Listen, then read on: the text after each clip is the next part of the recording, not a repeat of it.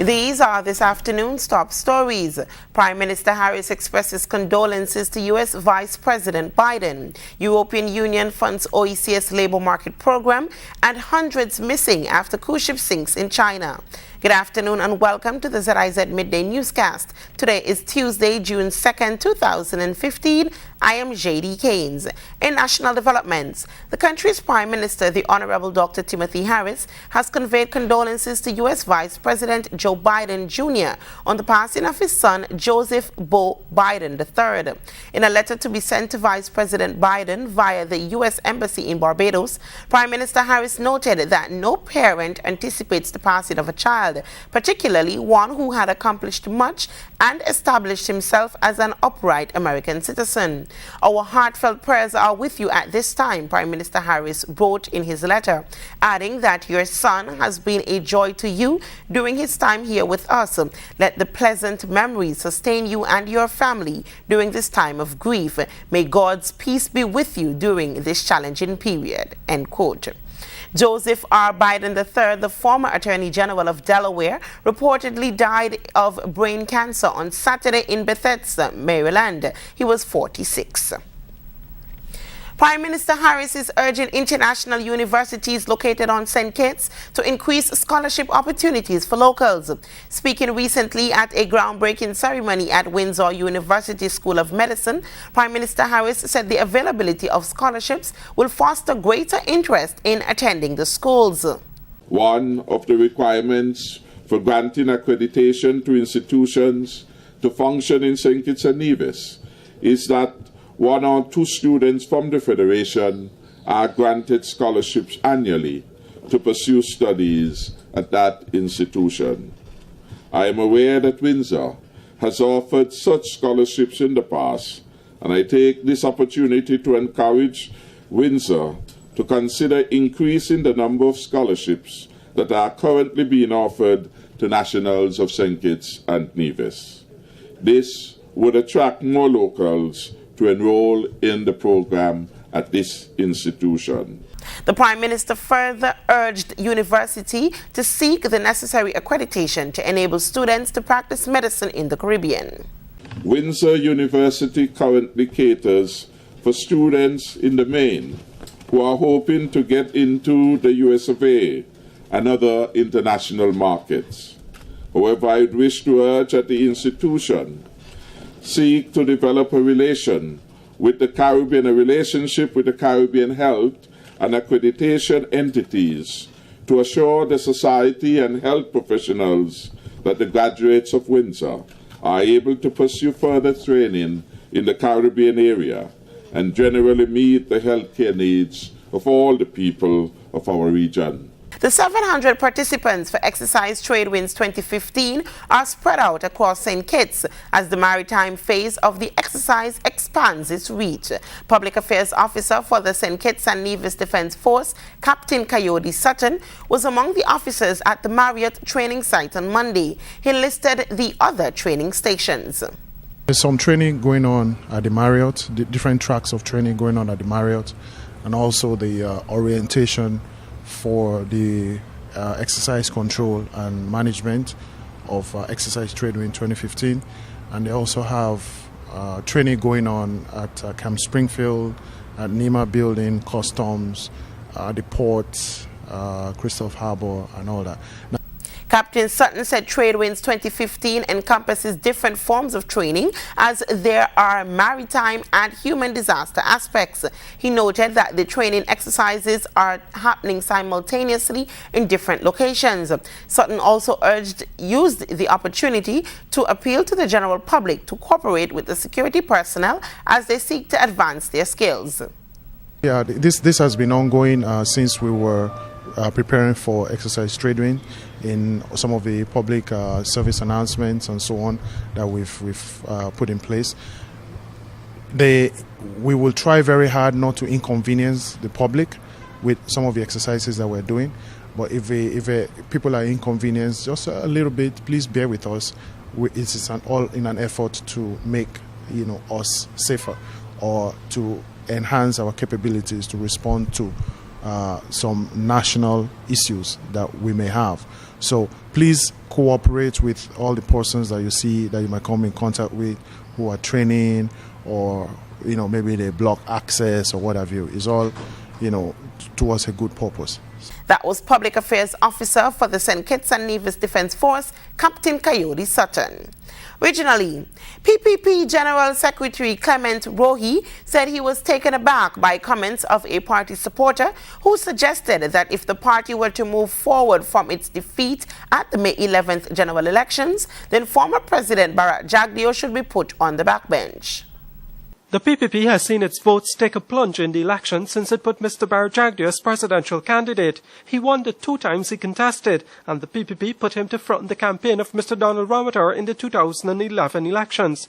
That led to a further plunge in votes, and in fact caused the PPP to lose its parliamentary majority. Again, in the last elections, the PPP banked on the popularity they believe Mr. Jagdeo enjoyed, but that led to the ultimate defeat. The PPP is still in denial, having lost the elections, but Clinton Erling, the young Georgetown businessman who supported the PPP as a candidate, believes Jagdeo should go if the PPP were to pick up itself and move on, and he decided to write a letter to the press to say exactly that. His views have angered the PPP General Secretary Clement Rohi, who's now saying although Curlin was a candidate for the PPP, he is not a member of the party. I, as the General Secretary of the party, cannot accept what Mr. Erling is saying, because Mr. Erling is a stranger to the inner workings of the PPP. He's not a member of the PPP. How can Mr. Erling, who just came in, not even in the party, is not even a member of the PPP, he was a candidate and he already understands in 2 to 3 months how the party works. But Clinton Erling is not the only one who believes Jagdeo should be given the back seat in the PPP. Former PPP heavyweight Ralph Ramkaran has the same view, and again, Rohi is not happy. Mr. Ramkaran has an association with the PPP, and he is agreeing with Mr. Erling for political reasons. They both have an axe to grind with the PPP. Rohi is not sure what axe Clinton Erling would have to grind with the PPP, but he just figures there must be a reason. He would go to the press instead of to the party. Because if he didn't have an axe to grind, I feel that he would have, just like all the other candidates, joined us at these 2 meetings that we've held so far to express his views internally. Then why would you go out in the press and write a lengthy letter on a matter if you don't have an axe to grind? The PPP has held 2 meetings since it lost the elections, and there is yet no consensus on whether the party would take up its 32 seats in the National Assembly. The OECS Labour Market Programme has received more than €400,000 in support from the European Union. The programme involves the conducting of annual multi-purpose surveys and establishment surveys that provide valuable data on poverty levels, employment, wages and national accounts. DBS's Don Nicholas reports. The EU funding to the tune of €400,000 will go towards the development of an OECS labour market program. The program seeks to facilitate the collection of data on the free movement of persons throughout OECS member states. Such individuals may be desirous of obtaining employment in another OECS state. The program hopes to make the transition smooth once the OECS nationals enjoy clean records. And what this program in essence seeks to do is to ensure that there is labour market information that would inform the labour market as it relates to the OECS, and also to ensure that the OECS Economic Union is provided with relevant, comparable and timely labour market information that would enable the monitoring and the evaluation of the OECS Economic Union. The Labour Market Information System focuses on 2 components, namely the OECS Force Survey and the Jobs Labour Turnover Survey. These components facilitate the free movement of persons, goods and services across the sub-region. And the final component which we are currently engaging relates to the Caribbean Labour Market Information Systems, which is basically a software that is designed to assist the Department of Labor systematically store the administrative data that is housed at the Department of Labor. The Organization of Eastern Caribbean States now comprises 10 members, with Martinique being the latest addition. The organization was formed in 1981 under the Treaty of Basse-Terre.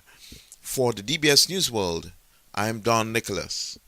Internationally, a small cruise ship sank overnight on Monday in China's Yangtze River during a storm, leaving at least 5 people dead and nearly 450 people missing, most of them elderly, state media said on Tuesday. Around a dozen people have so far been rescued. Search teams heard sounds coming from within the partially submerged ship about 12 hours after it went down. Listening for survivors trapped inside this capsized cruise ship. It sank during a storm in China's Yangtze River with 458 people on board. Most of the passengers are elderly, aged between 50 and 80. Only around a dozen people have been rescued so far from the tourist ship. At least 5 bodies have been recovered in what is one of China's worst recent disasters. The country's official news agency quoted the captain and chief engineer as saying the ship sank quickly after being caught in a cyclone. Both have been rescued and arrested. Anxious relatives wait for any news on their loved ones. How can these people run away, she asks. This man is angry. We have no idea whether our relatives are dead or alive, he says. Many have headed to a government office in Shanghai to try and get more information about the incident. As search and rescue efforts continue, some relatives are asking why the captain left the ship while passengers were still missing. MERS deaths prompt major concerns in South Korea. South Korea on Tuesday reported its first deaths from an outbreak of the MERS, Middle East Respiratory Syndrome virus that has infected 25 people, caused widespread alarm, and triggered a closer watch by Asian neighbors on Korean arrivals. The 2 deaths were only the second case of fatalities from MERS in Asia, since a man died in Malaysia in April 2014. Here's more. The sign says it all. 2 dead and 25 infected by Middle East Respiratory Syndrome, commonly known as MERS. South Korea's Ministry of Health and Welfare is scrambling to contain its spread, and citizens are worried. I feel insecure that the authorities tend to cover up the seriousness of MERS in South Korea. I do not feel like going to the areas with my children where MERS mainly occurred. MERS is a viral respiratory illness caused by a coronavirus. There is no cure or vaccine, but some believe there are worse things to worry about. People could die from the flu and people aren't concerned much about it. However, people are overreacting this time for MERS.